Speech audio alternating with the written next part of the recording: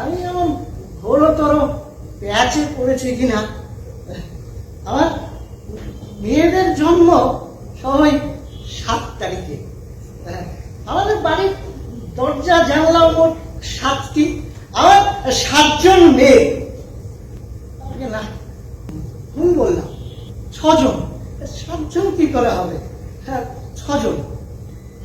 আগে না, 7 জন।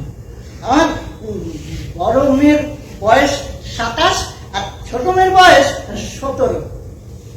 আমি এই মুহূর্তে অত্যন্ত অদরকারি এবং হাস্যকর মনুষ্য বিশেষ।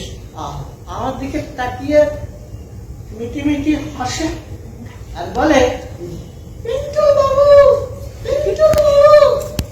কি জানি তুই ওই নামটা তার কাছ থেকে শুনেছে কিনা।